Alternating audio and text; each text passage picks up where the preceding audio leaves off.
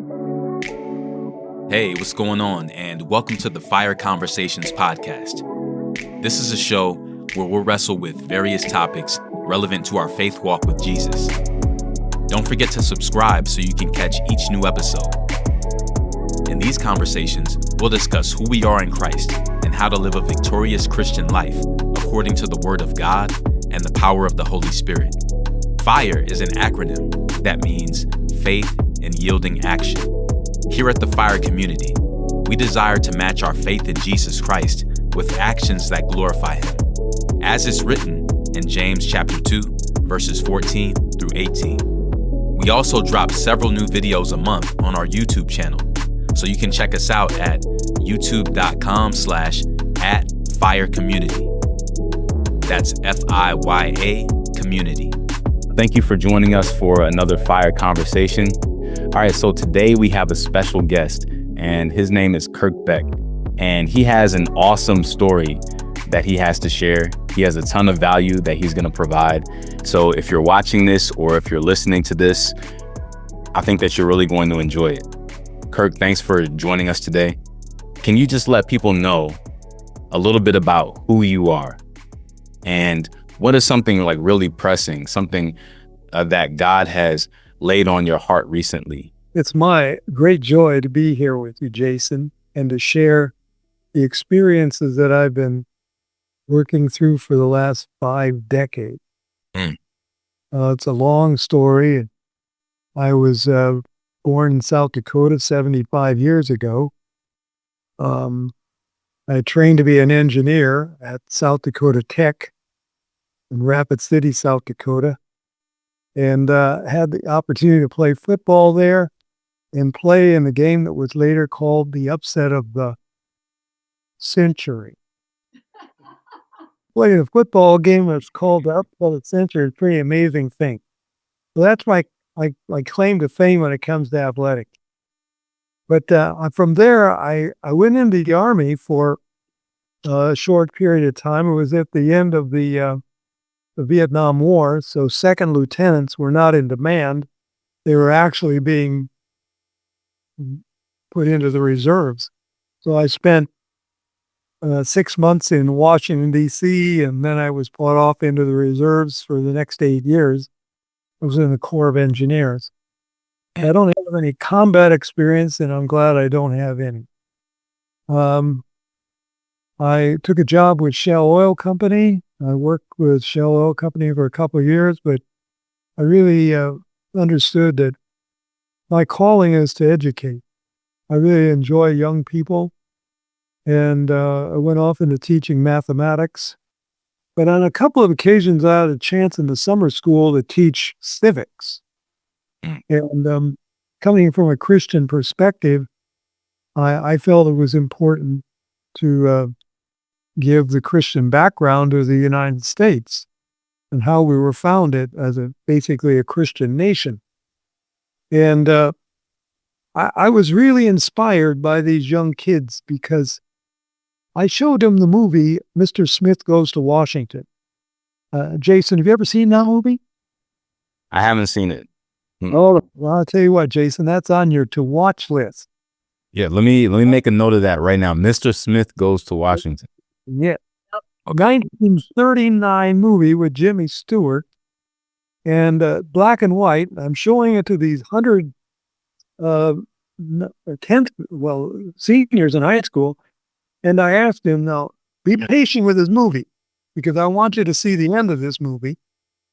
And when it was all over, I asked these students to rate the movie 0 to 10. 0 being terrible and 10 being the best movie I've ever seen. I got nobody, out of 100 students, I got nobody with anything less than an 8. The great majority were 9s, and I had a couple of kids coming in saying, hey, that black and white 1939 movie is the best movie I've ever seen. You know what? That's actually spot on because I'm looking this up right now, and according to IMDb, it has a rating of 8.1 out of 10 on average, and Rotten Tomatoes gives it a 97%. So wow, yeah, so that's definitely a good one. I'll have to check that out. Well, the last 10 minutes is one man standing against the world Mm. in the United States Senate. And in watching this movie, I rate these kind of theatrical performances in three methods. I say, does it entertain? Oh, yeah, this movie entertained. Does it educate? Wow, it really does educate, because you actually learn how the Senate works, the United States Senate, some of the rules. At the last, the most important one, does it elevate the soul of men? And boy, does it ever. Because what these kids want are models and a purpose. And if we give young people purpose and models, they'll grab onto it. So I believe that the young generation is just waiting for us to come along and show them how to do it. Before we go any farther, though, I want to make a mention that at the end of this presentation, I'm going to have a free gift that will be offered to all the viewers. It'll be very helpful to them if they want to take up the mantle that I'm presenting to them, become activists for justice in the name of Jesus. Okay, awesome. Definitely make sure that you stick around to the end so that you don't miss that, right? Because I'm sure that it's going to be very beneficial to you. Some of what I've, read about you, I think some people might consider it to be controversial. There's a lot of people who say, I'm just not into politics. That's not my thing. I don't watch the news. I don't care who wins the election. It doesn't really impact my life. Right. But we know that couldn't be further from the truth. But just for those people who really want to understand more about this and maybe understand more of your heart. Right. I want to ask you about, just from your perspective, our biblical responsibility. Do you think that Jesus calls Christians to influence culture through getting involved in things like politics, or is it more in line with Scripture to take more of a passive stance and step away from it? A human being needs direction in life. And Christians are the light, to be the light of the world. We carry the truth that Jesus gave to us. And there's no place on earth where the gospel doesn't apply. Mm-hmm. Politics is just one of the areas, but I do hasten to point out, I am not talking about partisan politics. Okay. When George Washington left, he wrote the American people his farewell address.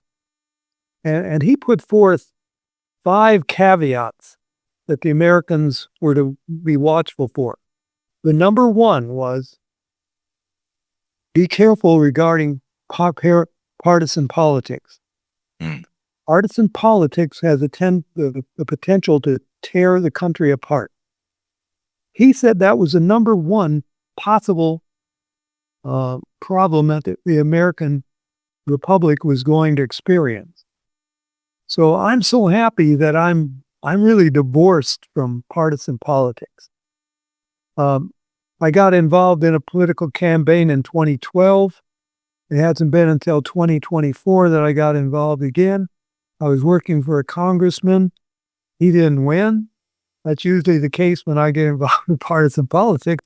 I usually take somebody who stands for something really, really great, and the people just aren't ready for it. But I'm now talking to those same people and saying, look, we lost the election, but what I'm telling you about how to impact our county and our city using the power of paper, the affidavit process, is a beautiful way to bring about justice into the culture without getting mired down into personality. We don't need to follow that road. We can simply stay above the fray and present the facts to people. And when those people are in government positions, they're constrained by an oath that they took to defend the Constitution of the United States, as well as, in my case, the Constitution for the state of California. When they wander outside of that, it's we, the people's responsibility, to call them to account firmly, politely, tactfully, admonish them, look, you're outside your parameters here. You got to get back inside there. One of the great books that I recommend everybody to read is The Law by Frederick Bastiat, a Frenchman who wrote the book in 1850. And in that book, he said several wonderful, insightful things that I've never forgotten. One of them is, if the law can be kept to its proper boundaries, it really makes no difference who votes, and it really doesn't make a lot of difference who's elected. But it's we, the people's responsibility to keep government inside the box, inside the Constitution. When they step outside of it, then we have to inform them. One of the things that I teach is rules of law. What are the rules of law, or common law? And the first rule is notification. If you have a problem with somebody, even a potential problem with somebody in government, you need to educate them. You need to notify them that there's a potential problem so that we don't need to have an escalation of the problem later. You'll understand what I'm talking about. So I first learned this, Jason, just because I often admit I'm a recidivist when it comes to rolling stops in my automobile. And I get these every once in a while. I've lived in California almost 40 years. I've only gotten 5, so it's not like I'm doing it every day. I'm certainly not doing it in a way that would ever threaten anybody. But I use this process in order to hold government accountable. And one of the rules of law also is that there can't be a crime unless it's a victim. So if I'm doing something that doesn't victimize anybody else, you could call it an infraction, but you can't call it a crime. Well, I researched the law and I found out, no, wait a minute. In California, you don't get an attorney for an infraction. Why is that? Because infraction's not a crime. There's no victim, so there's no crime. It's just an infraction. Oh, but wait a minute. The law also says that a police officer can't stop you for an infraction. What? No, that's really the truth. He can only stop you, arrest you, if he's serving a warrant, if he's acting on a verifiable complaint by an actual American human being, or he's witnessing an actual crime. But the Supreme Court of California said rolling stops aren't crimes, they're infractions. You don't get a jury, you don't get a attorney in your court. You don't get a jury trial in court. So all I did is just put it together in an affidavit. And by the way, an affidavit is simply a declaration of truth based upon valid law, evidence, facts, and truth that is duly notarized by a government official, which could be somebody down at the bank. That's where I do all my notifications. I put it in the mail. I send it certified mail, and I get the green card back, which tells me he got it. So if we ever go to court, I would just bring the green card out and show it to the judge. Your Honor, this is the affidavit that you received. You received it on such and such a date, and I'm appealing to common law that if he doesn't rebut the affidavit, then it stands as truth in the courtroom. And when I went to court, when the deputy sheriff showed up, he looked at me, I looked at him, he gave a piece of paper to the bailiff. The bailiff gave it to the judge, and 2 minutes later, the judge, Mr. Beck, are you Mr. Beck? Yeah, your case has been dropped. You may leave. Now, I walked out, I'm thinking, I've lost all these other cases because I'm in there squirreling around and just bringing up odd topics. I didn't have to say a word in court. My paperwork did it for me. And that's why we call it the power of paper. And it's such a wonderful mechanism because all we're doing is we're telling our adversary what we believe he did wrong. If, in fact, we are wrong, it's the government official job to notify us. After all, they wanted the job. Nobody forced it on them, whether they're a legislator, a member of the executive branch enforcing the law, or a judicial officer. They're getting paid pretty good money, and they have to know the law, and they have to tell us the law. That's part of their job. So in the case of the police officer, I sent him an affidavit. I explained to him exactly what he did wrong. I'm pretty sure he ran that up to the legal department, and the legal department probably came back and said, there's bigger fish in the pond to catch than this guy. Just let him go. I'm pretty sure the legal eagle upstairs didn't say, he's quoting the law the way it really is, and we're really out there scamming people. I know he didn't say that. Right. Nevertheless, when I won that case, I realized this is really what my mentors, Jack and Margy Flynn, have been doing for 6 decades since they met in high school, is really true. So when Jack and Margy told me they have 10,000 victories, I began to believe maybe it is true. Jason, since that time, I have 4 more victories, just using paper. The power of paper. That's you call it the power of paper. The Constitution is written on paper. The gospel is written on paper. It's good to have it in our hearts. When you go into the courtroom, you're not going to stand in front of the judge and start reading the Constitution. But if you have it in your heart, as I do, I don't have it by word, but I know certain things in the Constitution and the Declaration of Independence. You understand the spirit of the Constitution, even if you're not quoting it line by line, right? It's like knowing the spirit of the law, which is the issue that Jesus had with the Pharisees. Yeah. They knew the law, they could quote it, but they didn't understand the heart behind it. And that's why they tried to use it against him to try to catch him up. But he was always 10 steps ahead of them because, right? Well, of course he wrote it, right? He is the author of it, but he understood the spirit of the law. Yeah. Oh yeah. So yeah, that's good. That's a really interesting way to look at it, right? Both the word of God and the Constitution. The Declaration of Independence. I want to quote to you a portion from the Declaration of Independence. Thomas Jefferson wrote these words. He, speaking of the king, has combined with others, speaking of Parliament and the colonial governors, he has combined with others to subject us to a jurisdiction foreign to our Constitution.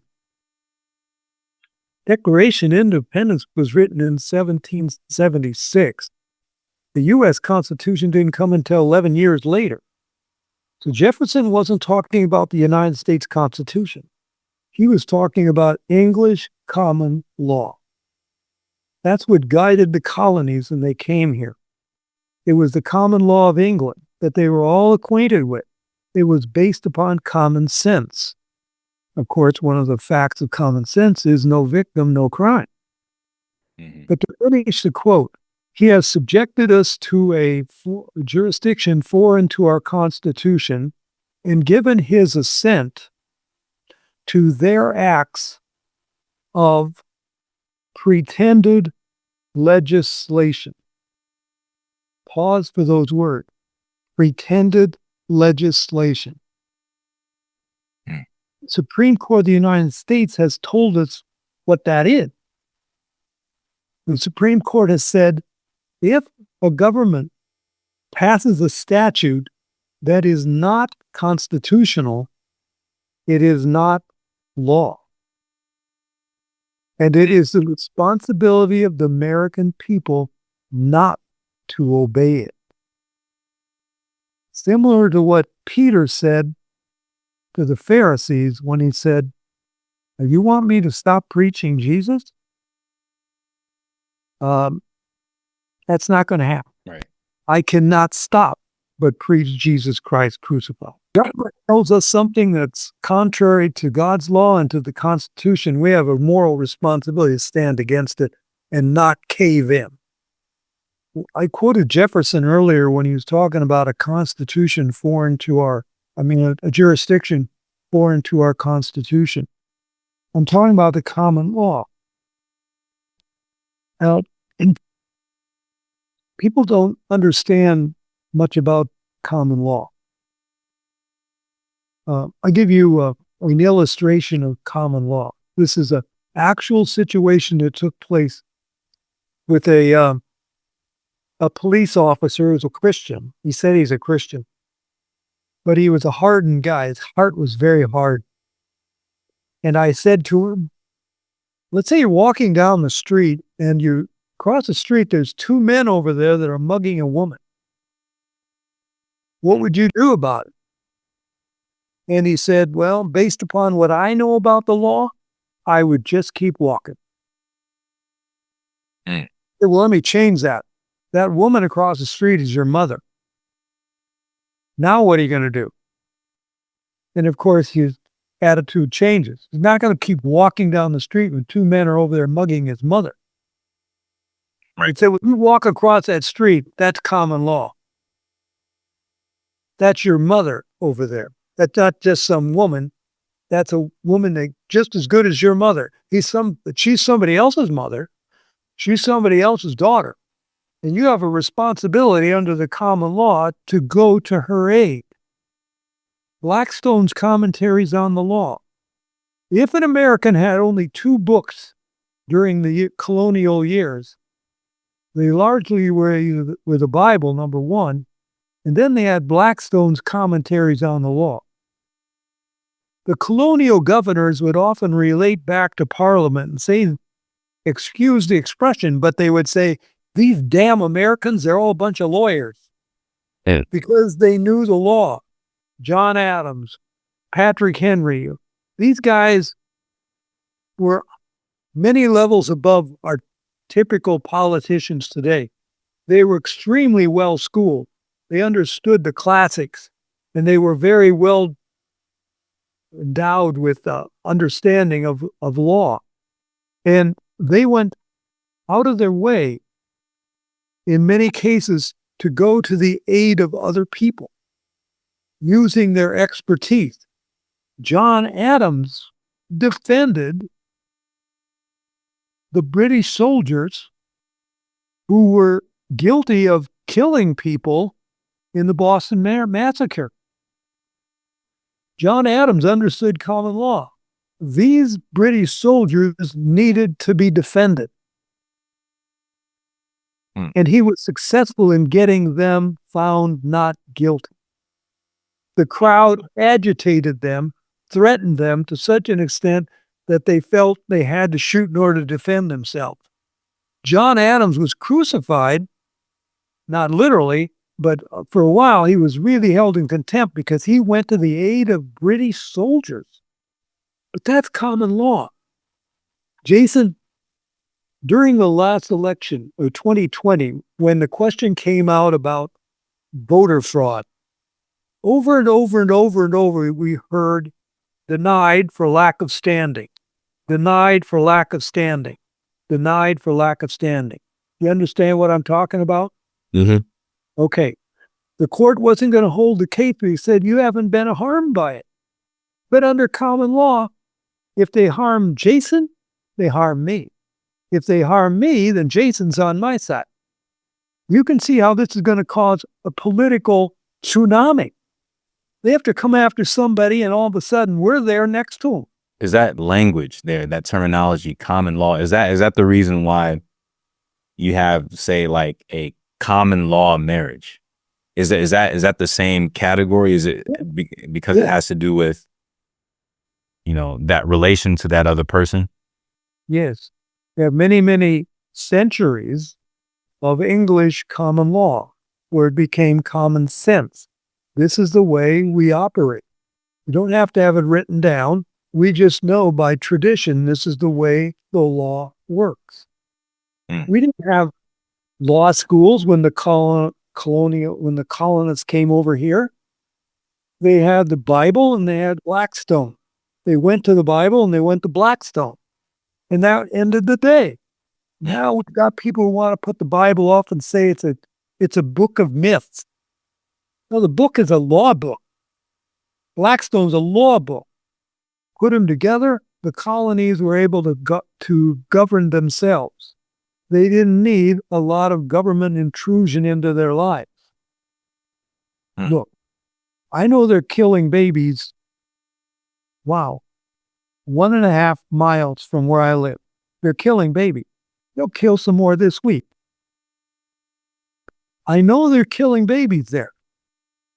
So I put an affidavit together. I send it to the district attorney in our city. I send another affidavit to the sheriff. I send another affidavit to the police chief. I send affidavits to the local judges. And I'm saying, hey, listen, we know they're killing babies down here. These babies are being slaughtered. I have a common law duty to stop that. I'm not going to stop it by blowing up the building. I'm going to stop it by holding myself in front of the building like was done in 1990? Probably before you were born. I don't know. In 1990, we had something that was called basically, I forgot the name of the group, but they would just sit in front of clinics and the police would come in and have to take them out. They destroyed that movement by going after the leaders and hitting them with RICO violations, racketeering violations. And that broke the back of the movement. But I didn't know what I know now about affidavit. I didn't know that back then. Matter of fact, I'm only 7 years into this, but I keep thinking about it. My gosh, they're responsible to answer my affidavit. Wow. It's a fact they're killing babies down there. It's a fact that it's a human life. Correct me if I'm wrong, but I seem to have a moral responsibility to stop this. Yeah. The point is, I'm going to the proper authorities in the county and I'm saying, help me. Why are we allowing this? And I have an obligation not only to God, but also to the common law. They're killing little babies in there. And this place also, I don't know if they still are, but they used to be one of the primary sources of delivery of baby organ, hearts, livers, pancreases from little babies. They were selling baby parts down there. That's totally in violation of the law. Yeah. We've never had that kind of thing legalized where you could sell the heart of a baby or its eyeballs. Obviously, we have to do more research on this. But I just know that we have a moral responsibility when somebody is attacked to come to their aid. And 20 minutes before this program today, I'm finding out that in my local school district, the cross-country team, a young runner on the women's cross-country team, has been removed from the team because a trans woman has a better time and gets to run in her place.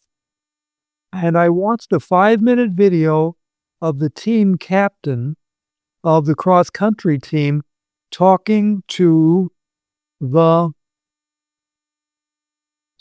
school board. She did a great job of pointing out it's not right. It's not right that we girls have to have a boy in our locker room. It's not right. We don't feel comfortable. It's not safe. And I'm thinking to myself, yep. So I went to my data and I found the athletic director's home address. So I'm thinking of, I'm penning an affidavit to her. She's the one who told the girls, you have to take that t-shirt off. What did the t-shirt say? Save girls sport. The athletic director says that inflames hostility in other people. tough. Get used to it. This is not vulgar. This is simply telling people what she thinks is important. And I'm probably going to put an affidavit in the mail, get it notarized, and then have it sent to her home address, not to the school. I'm going after her. And I love her. I want her to change. I don't know who she is. Her name's Amanda, first name. Amanda, what you're doing is wrong. You're violating her right of freedom of expression. According to common law, you go after, I forgot her name, you go after her, you're going after me. Only difference is I'm not 17 or 16 years old. I'm 18 years old or older, and I'll sue you in court. I mean, that's what I'm saying. Refute what I've got in the body of my affidavit, otherwise everything in it can be used against you. Right. When the story broke on the news, the first thing I wanted to know was, okay, I understand the school. They said the athletic director, but you haven't given me any name. I'm not going to send an affidavit to an athletic director. I'm going to send an affidavit to the athletic director's name. Right. And if there's any school board members that are problematic also, we'll get their names and we'll send affidavits to them. By the way, that athletic director took an oath to defend the Constitution of the United States and the Constitution of the State of California. And the state of California has not yet passed a law which would be unconstitutional, taking away a woman's right for her privacy in a locker room. I mean, 90% of Americans think this is stupid, that women are having men come into their locker room. So we have to call them to account. I'm not mad at Amanda. She's just missing it. Probably people putting pressure on her. Now she can come back and say, well, golly, I'm getting these affidavits and I might have to go to court. So that's why I'm going to have to change my policy and let her wear a shirt. I just want to put the positive pressure on her. She's getting negative pressure probably. We'll get some positive pressure on them. Hey, you could be going to court over this. That's common law. They come after you, they're coming after me. We're all in this together. Wow. Yeah. That's a gem right there. People need to have a greater understanding of not only their civic responsibility, but even their ability, right? Because some people might say, well, I would love to be able to do something about some of these things, but I think most people don't even know that they can. So I think that that's really important, what you just shared. I've been fighting these battles for 40 years. It's only since I found out the power of paper. And it's given me such freedom. I have such hope. It's not like I carry that much of a worry anymore because I know how we can win. When you're losing all the time, you get discouraged and give up.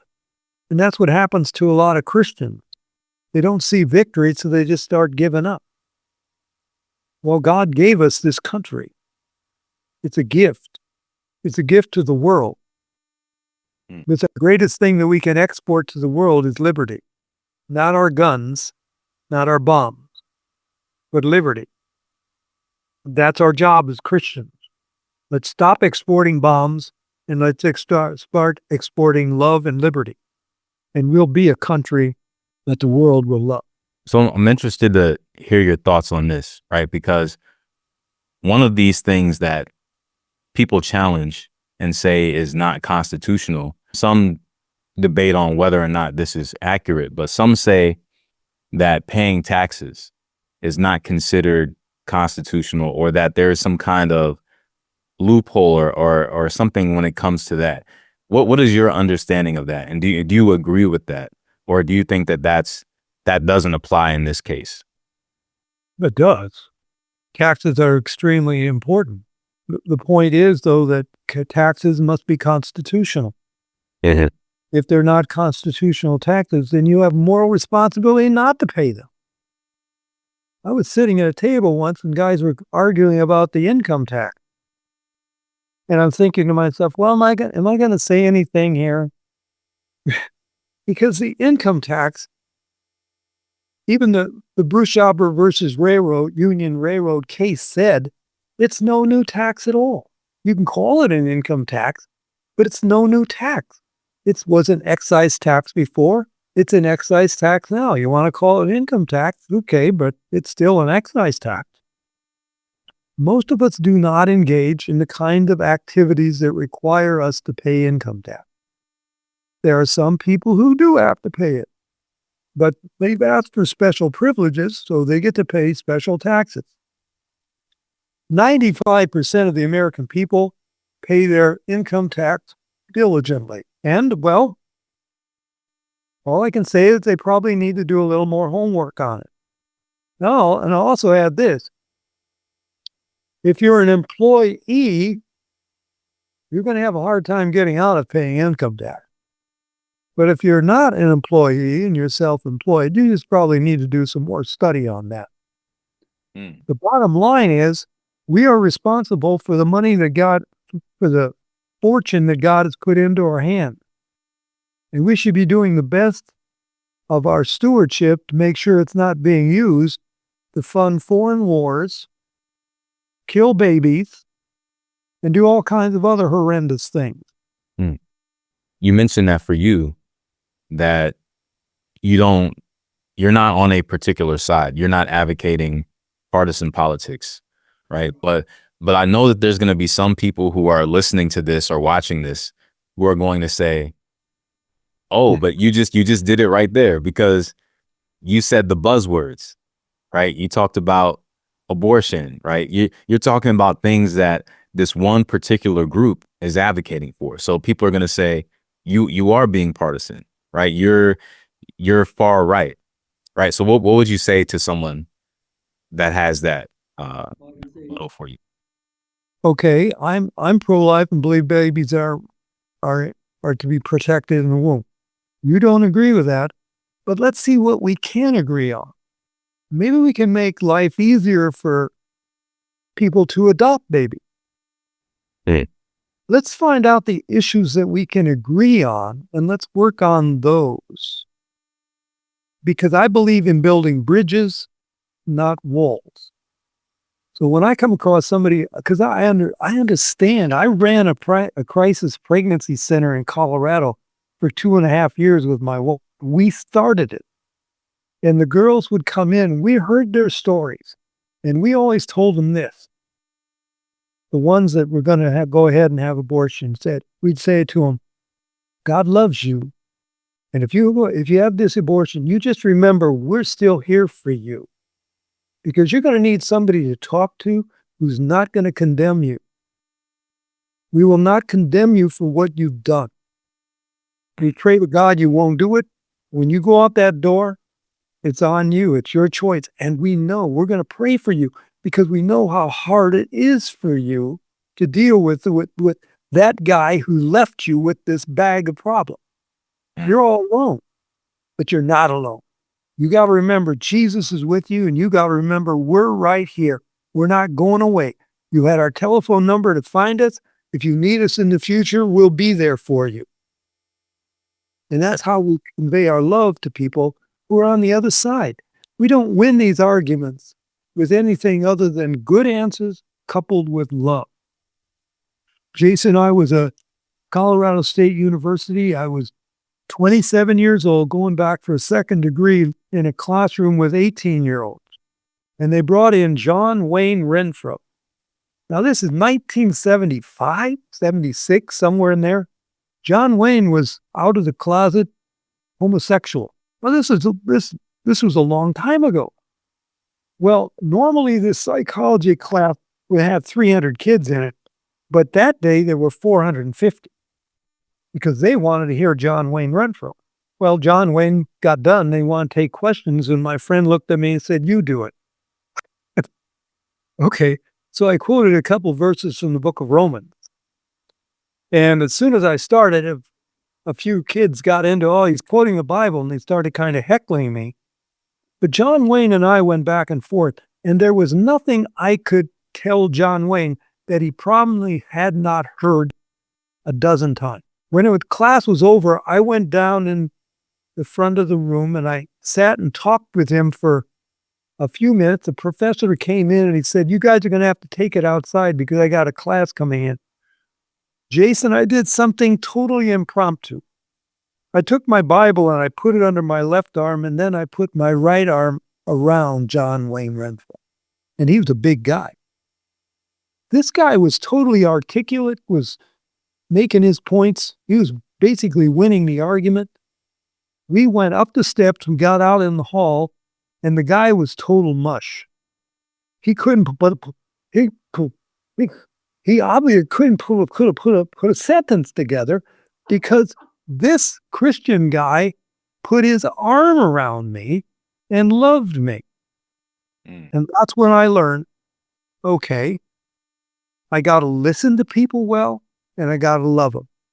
And then I got to give them some good answers. I can't come across as some nitwit. I should study to show myself approved, a workman who need not be ashamed. But my bottom line is, love them. Love your enemies. The Democrats aren't my enemies. Libertarians aren't my enemies. The Party Green isn't my enemy. Those rhinos aren't my enemy either. I'm pro-human life in the womb. I'm also pro-life regarding all these foreign wars that our country is involved in, and the hundreds of thousands of people have died around the world because we left. I think my friend said we have put, since the beginning of this century, we put over 300,000 bombs onto the earth, this country. Either we've done it or our allies using our bombs, like in Ukraine, have done it. 300,000 bombs. No country on the earth, China, Russia, those guys haven't bombed 300,000 bombs. We've done that. I'm opposed to these senseless wars. We got Tulsi Gabbard. Tulsi was a Democrat. Now she's a Republican. But basically, she hasn't changed very much. She's against war. She's against the kind of senseless killing that's going on in the world so that some people can get extremely rich. One of the books I encourage people to read is War is a Racket by Smedley Butler. War is a racket. Here's the most decorated Army officer up till World War II who said war was a racket. He said it was just thousands and thousands of people making millions and millions of dollars, and the losses in blood, the profits in money. All the people who have died so that some people can become extremely wealthy. No. As a Christian, we should be consistent. We're pro-life all the way. We're also pro-truth. We have to go into dark places and cast light upon darkness. That's our job. And I found that far too many Christians have looked for places that are comfortable. We want churches that are comfortable. The disciples didn't know much about comfortable after Jesus left. 11 of them were martyred. John was exiled. Took care of Mary, but they all suffered. And suffering for righteousness' sake is just part of being a Christian, but by golly, that doesn't mean we ever hate anybody. We always love, because love is the reason he came, for God so loved that he gave. We give our love to other people in his name. And you know that word love, right? I think it's foundational to our faith, right? The Bible says that God is not just like a loving person or he has a lot of love. It says God is love, right? But people use that word love to justify certain behavior. Like they say, well, we can't speak against homosexuality because God is love, or, God loves everybody. So we can't say that, or, we can't make people feel bad because they're doing this or that. Right. And I think that word love can sometimes be misunderstood. And I think the example you gave with the gentleman who you put your arm around, now some people might have been afraid to do that, or, maybe that lack of love, right? They would have been too embarrassed to do that, or they would have felt like it isn't manly or something like that, right? But I'm sure that he really needed that. He was probably lacking that in his life. So that probably, I'm sure, made a huge impact. But you have some people who are saying things like, there is a popular video that's been circulating recently where it's showing a clip of a lot of different pastors who are basically saying, we shouldn't speak against homosexuality because look at heterosexual people. They are, fornicating. They're having, there's men they're having, multiple women and things like that. So how can we speak out against this one thing when people are doing this other thing? And they say that's not loving to do, right? But what would you say to somebody who would use that and say, basically to justify a particular lifestyle? John the Baptist spoke out against Herod when he took Herod's, brother's wife. He spoke out against it. We don't speak out just against homosexuality. We speak out against fornication. We speak out against adultery. We speak out against all forms of sexuality that are outside God's law. Mm-hmm. Doesn't mean we don't love the people. My sons have all been involved in theater. When a theatrical performance is over, they ended up coming to our house. We've had situations where half of the people in the room were homosexuals. As theatrical people are, it's a much higher percentage of homosexuals in theater than there is in the NFL. Right. But they were just nice people. Homosexual people are really nice people. Most of the time, you have some army type, they're belligerents, but the great majority of homosexual people are decent people, and I don't have any problem being in my house, that's for sure. We're all sinners saved by grace. The problem comes when I don't know of anybody who's going around saying adultery is a great thing and we ought to have adultery all over the place. Right. But we don't have anybody doing that. We don't even have anybody going around saying abortion's a great thing, we just need to have more of it. No. But the homosexual crowd, a certain segment of them, are getting rather militant about it. And we have a real problem with the militancy. And that's where we have to really speak out against that. God loves you, and you start taking a proudful attitude regarding sin. There's never been any marches down the street in New York City advocating adultery. Right? I don't know of any. And I hope they never is.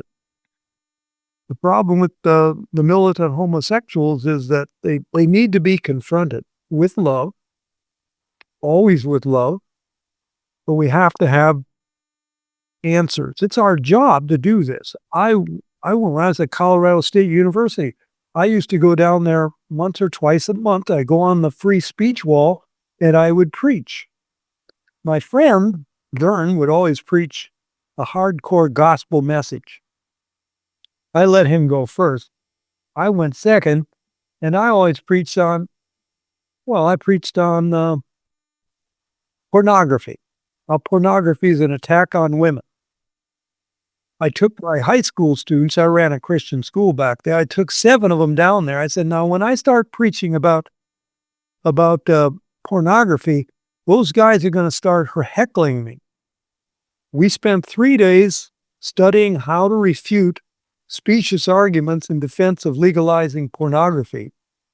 3 days, maybe 4 hours total. And I said, now when they start heckling me, you go over there and talk to them because they're going to start throwing those arguments at you and you're going to be ready for them. Hey, I started talking. Sure enough, they started heckling me. And my 7 students went over there. And this night, the 4 of them were rather pretty girls. And those guys didn't want to heckle me when they could talk to a 16-year-old girl that was really attractive. Mm-hmm. What they weren't expecting is to have 16-year-olds refute every one of their high-sounding arguments. We got done. I was refreshed because I had all these young women out there who were saying, that's right. That's right. Yeah, preach that. That's good. When I went back to the van, my 7 students all said the same thing. Wow, that was amazing. We really felt like our faith came alive. They went as Christians, but they went armed with the knowledge of how to handle tough argument. And it made their life come alive. I believe in political evangelism. We use politics as a mechanism in order to gain opportunity for discussion. And when I discuss these things with people, one of the rules I have is I'm not going to interrupt you. And if you interrupt me, there'll be about a 2-second pause before I ever answer any of your questions. And it always stops the arguing. I let them talk. Then I talk for a little bit and ask them a question, and I let them talk 80% of the time. I want them to talk to me. I want to learn what they've got to say. And then I'll try to come up with a couple of good questions for them and hopefully get them one-on-one, away from their peers, away from their pressure, so that I can then talk to them one-on-one about the real issue in life, which is Jesus. But I might spend an hour with them talking to them about defense spending or about fentanyl or drug abuse or something like that. And we might have different strategies out, or we might be totally in disagreement. But I'm listening primarily to gain the opportunity to share a bigger, heavier truth. I'm trying to gain that opportunity to speak to them by listening to them, listening very closely to what they're saying.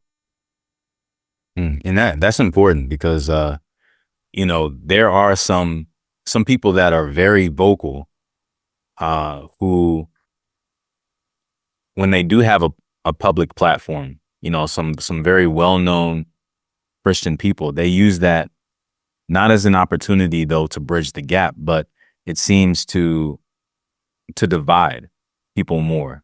And, there's a popular clip right now of a pastor. I'm not sure if you've seen it, but he basically is saying, if you vote Democrat, you're not a Christian.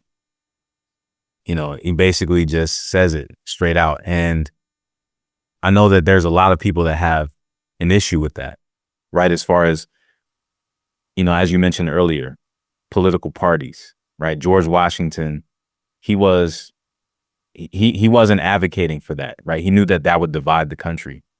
I see it the same way with denominations, right? We have so many different Christian denominations. And I think that while a lot of them, the way that they started out with good intentions, right? The Methodist denomination, it started out because it was John Wesley, right? And his brother, they developed that particular denomination, not necessarily just to start a denomination, but it had to do with the way that they wanted to, interpret the word in a more methodical way, right? Which is why they're called Methodists, or like Baptists, who they were strong advocates of, water baptism, and they thought that, the church was getting away from that, right? So there's different times where these different denominations start, and it seems like they start out well, but what ends up happening later down the road is it's kind of like an us versus them kind of thing. And I know that that's not Jesus's intention for the church, for there to be this church, that church, unless we're talking about locations. But when we're saying, no, we just have these whole set of beliefs over here, and we don't like those people over there, right? So politics is similar. When it comes to political parties, it seems like I see a big connection between that and denominations. So when it comes to like this individual that basically said to people, if you vote Democrat, you're not a Christian. What do you think about that approach? Do you think that, like, if you had the same opportunity to speak to this crowd that he was speaking to, how would you use that opportunity, and how would you word it instead? Well, I know that I have actually said that. Okay. I've said that. If I would not say you're not a Christian, I'm just simply saying voting for a party that has changed so radically in the last 20 years. We're not talking about the party of John F. Kennedy. We're not talking about the party of Jimmy Carter. We're talking about a party that is now very radically pro-abortion. To vote for that, I talk to my Democrat friends at church, and I'll say, I don't know how you can do it. It's very difficult, but I would never say, oh, you're not a Christian. I leave that to God. God can judge the hearts of men. I can't. I just think it's something that's wrong. It needs to be discussed. I often say to people, I try to educate them. I'd say, are you aware that in 2005 or 6, the legislature in South Dakota set aside one whole week for nothing but discussion on abortion? And at the end of that week, they brought in a high definition video of an actual abortion. When we got done watching that video, they took a vote. Mind you, this was for no exceptions for rape or incest. Hardcore. At court, not surprising, every Republican voted yes. Not a majority, but close to a majority of the Democrats went along with it. Mm-hmm. South Dakota governor signed the bill, but the Planned Parenthood and National Abortion Rights Action League came in, found a sympathetic judge that held it in sway until the people could vote on it in a proposition. The people in South Dakota didn't get to see the video. They just saw 30-second, 60-second spots on television talking about the women who had such terrible experiences because they couldn't have an abortion. So 54-46, the measure passed and went right back to having abortion again. All I'm saying is, if you're pro-abortion, then you should watch the video. You should know what you're pro about. Look, right. Lincoln turned to Harriet Beecher Stowe, who wrote Uncle Tom's Cabin. And he said, when he met her, he said, good to meet the woman who started the Civil War. People didn't know how bad slavery could be until they read her book. And that galvanized abolitionist actions in the North, pushing for war. And so fortunately, we went to war over it instead of finding the solution that England came up with, which was basically, let's all suffer together. Let's pay for the freedom of the black slaves. And, but no. The white people in the North, they decided, well, we're just going to abolish slavery. And it's a story onto its own. It's just a very tragic situation. People didn't listen to each other, and we ended up having a civil war, and 500,000 Americans died. And almost all of those were white people. There weren't that many black people who died in that war. Yeah, that's an interesting way to look at it because the thing that they were fighting so hard for, a lot of them didn't even live to see it. Right. So it's like, what were they really fighting for at the end of the day? Was it worth it? Right. For those who wanted to hold on to slavery. Right. So, yeah, that book was impactful. And speaking of the, power of books, I know that you have written a couple of books, and one of them is on parenting and leadership. And I think that this is really important, especially since, as we were talking before about engaging the culture, right? And speaking to people who don't know Christ. And a lot of people are dealing with, issues with their parents. And sometimes these things kind of push them away from the Lord, or it's like a stumbling block to them accepting the Lord, this is why I think it's so critical that there are more resources like this resource that you have for parents, right? Because we play such a major role in the lives of our children. So you have a book, it's called Parenting the Passive Rebel. So what are like maybe one or two lessons from that book that you think are really important that can help parents as they are, raising their children in this world that we're living in? I point out the fact you have to take time to clarify and discuss with your son or daughter why we have to have the rule. And then you have to be consistent. One of the things I bring out in the book is of a woman. She understood this very well. She explained to her 5, 6-year-olds, this is the way we have to behave when we go to the grocery store.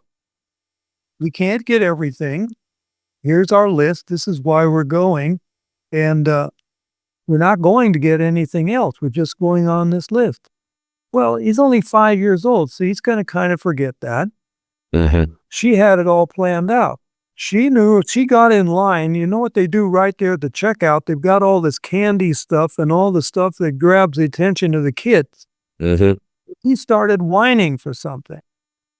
And she had it all planned out. She turned to the checker and she said, I'm going to leave my cart right over here. I hope I'm back in 5 or 10 minutes. If not, just go ahead and put it all back. And she took her son out to the car and had a discussion as to why you don't behave like that in the store. And by golly, she went home. He didn't get the message. So that night they're sitting around the table and there's no milk. Mm. The reason why there's no milk is because you didn't behave in the store and then you got in the car and you didn't behave. Now we're going to go back tomorrow and I trust that you're going to get it right.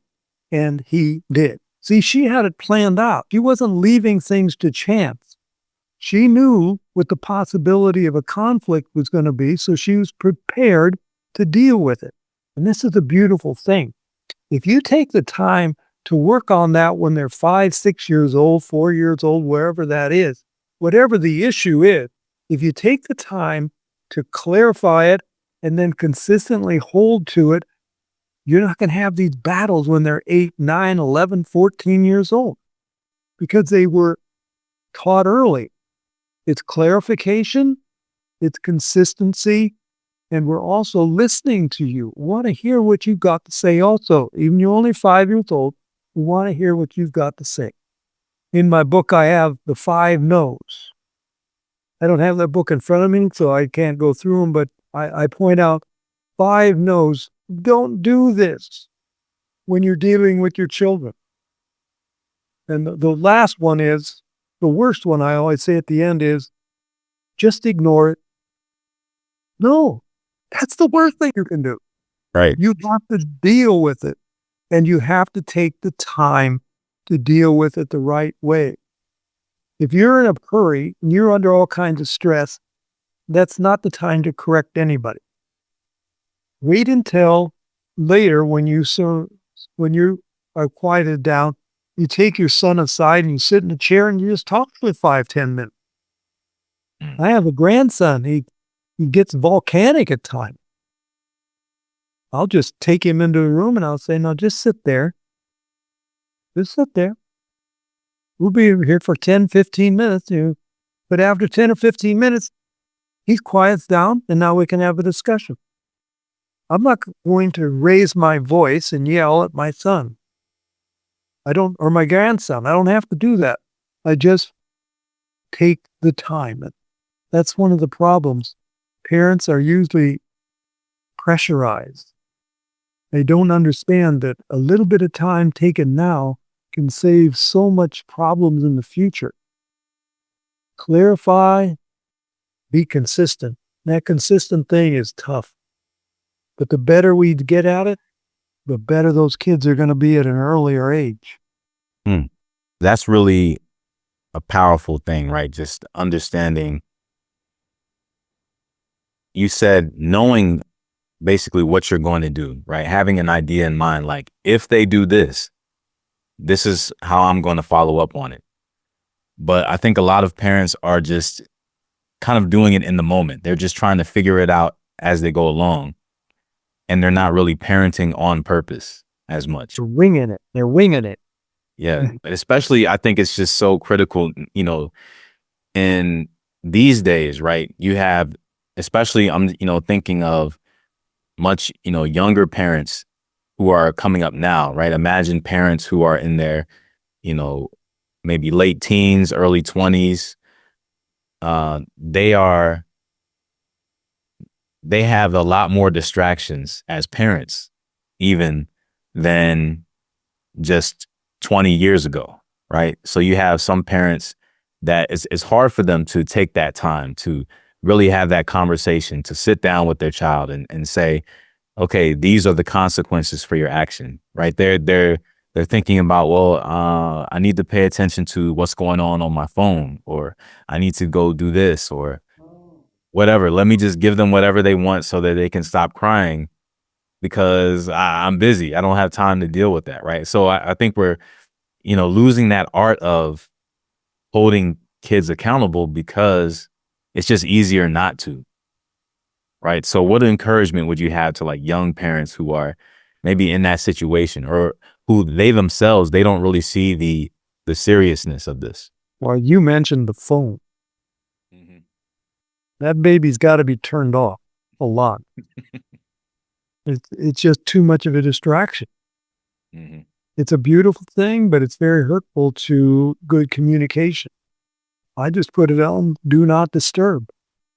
I miss a lot of calls, but it's necessary in order to have good conversation to turn off the phone for a while. That's not an easy thing to do, but when a young couple comes together, if they could just have some good conversations about this is the way we've got to do it, and we've got to be consistent together. Mom and dad have to be on the same page, and then clarify it and consistently monitor the action, and have sit-down conversations with your kids. Like where I go to church, it's not a real loud place, so you have to train your children at home. All right, we're going to take 10 minutes right now. We're going to listen to some songs that are similar to the ones they have in church, and we're just going to practice being quiet and listening. And they'll move it up to 15 minutes or 20 minutes. So they go to church. Hey, we practice this at home. Good practice makes perfect conduct. If you want them to behave properly in a certain location, hey, you can practice at home. That's a really good idea, right? It's practical. It's like, okay, let's not let the first time we're in this situation be at the worst possible time for them to be learning it, right? Let's just learn it ahead of time. Yeah, that's good. I want to share the problem of my book. The reason why I wrote the book was a young boy named Doug. Doug is probably 50 years old now, and he's a very, very intelligent guy. But he was in my school, and we had modules. Every student was working at their own pace, and I would go over and, Doug, you're not working again. Give me that Rubik's Cube. Where'd that come from? What do you got that? Give me that book. You got to get, I would be on his case all the time. And he wasn't getting his work done. Finally, after about, I don't know how many weeks, I went to the pastor and I said, we got to disenroll this kid. It's like theft. We're taking money from the parents and he's not doing anything. So he said, I'll call her in. He came back and said, oh, she's crying her eyes out. We got to keep him. I said, okay, I've already been thinking this out. We'll keep him under one condition. That Monday night, Tuesday night, Wednesday night, Thursday night, he goes home with me.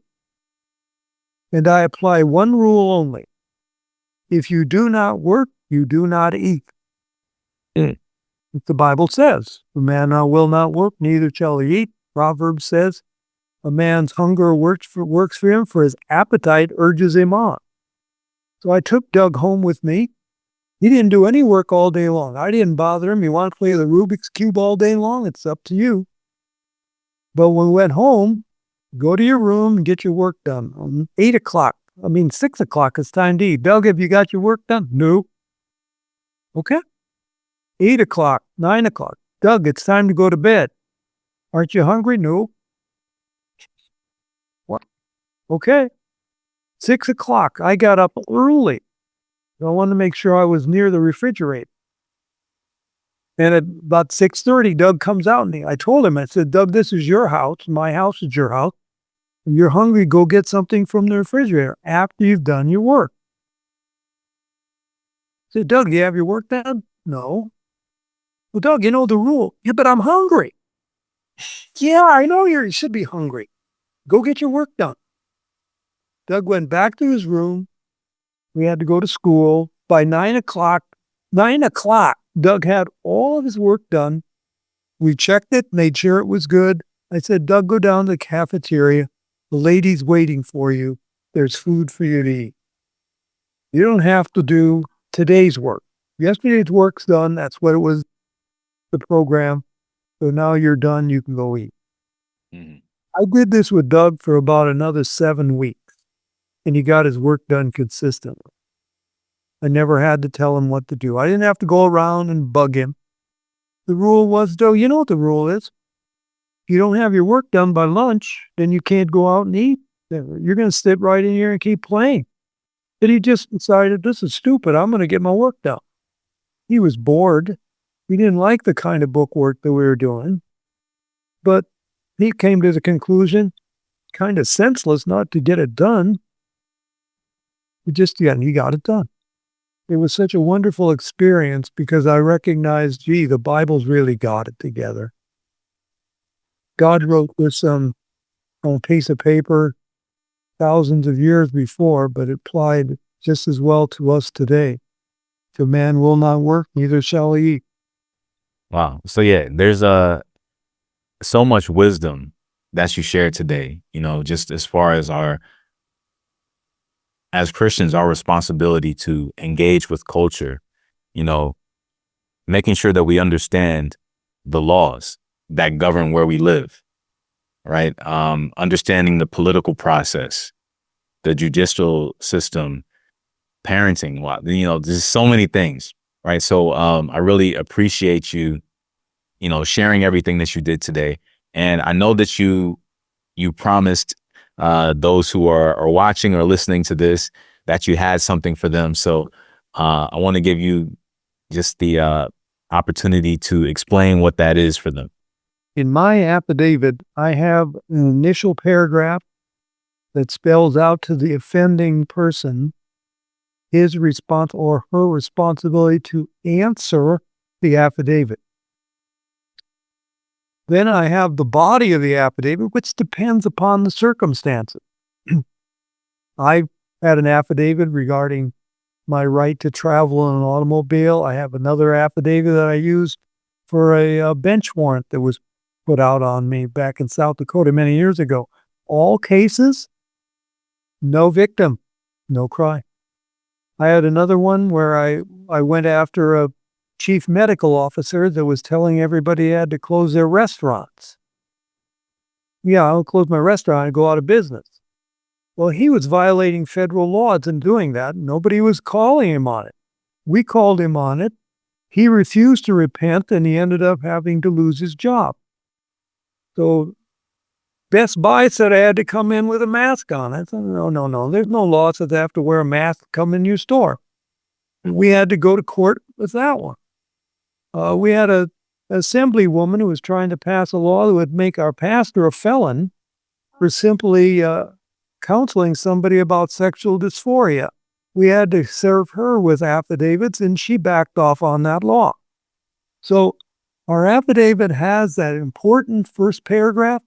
The body depends upon the situation, but the last paragraph is also very important. We specify here, Jason, that you have 30 days to rebut the specifics of the affidavit. Otherwise, everything in it can be used against you, Mary Johnson, Governor Newsom. Can be used against you in any court in America. We're not saying we're going to sue. We're just warning you. If you don't rebut this, this can be brought into a courtroom as prima facie evidence that you were notified and you continued to break the law. They hate getting letters like that. I had to send one to my supervisor, my county supervisor. It's the only time he's ever called me up on the phone, and he was not happy. He was very upset. I said, well, just follow the law. That's my job as an American citizen, a Christian, to hold you accountable to the law.